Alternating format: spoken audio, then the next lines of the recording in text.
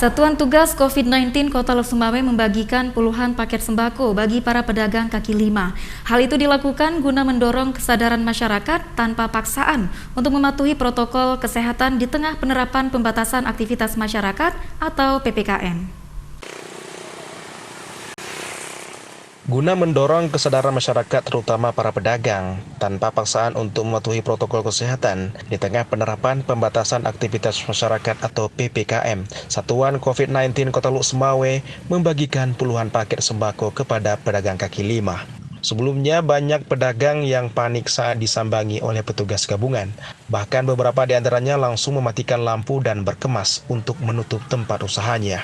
Namun rasa panik para pedagang hilang ketika petugas mendatangi satu persatu lapak pedagang untuk mensosialisasikan tentang pentingnya protokol kesehatan pencegahan COVID-19 serta memberikan bantuan sembako.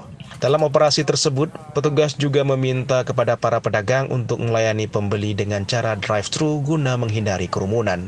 Aksi pendekatan yang dilakukan oleh petugas gabungan tersebut dilakukan secara persuasif, sehingga membuat kawasan pedagang kaki lima setempat diwarnai nuansa humanis dan harmonis. Alhamdulillah dengan adanya bantuan ini mungkin bisa sedikit membantu perekonomian kami masyarakat kecil. Semoga dengan keadaannya ini ke depannya baik Bapak Dandim maupun Bapak Kapolres lebih memperhatikan kami masyarakat kecil, apalagi khususnya pedagang kaki lima seperti saya yang betul-betul membutuhkan pertolongan dari orang-orang yang betul-betul menduduki jabatan bisa menolong kami sebagai pedagang kecil kaki lima ini.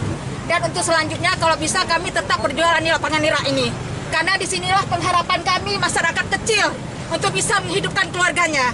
Dengan adanya pemberlakuan pembatasan aktivitas masyarakat, membuat omset para pedagang di kawasan tersebut menurun hingga 50% lebih. Hal ini terjadi lantaran waktu untuk berdagang lebih singkat, serta adanya patroli petugas yang melakukan justisi sehingga membuat masyarakat takut untuk membeli. Dari Lok Sumawe, Armia Jamil, iNews melaporkan.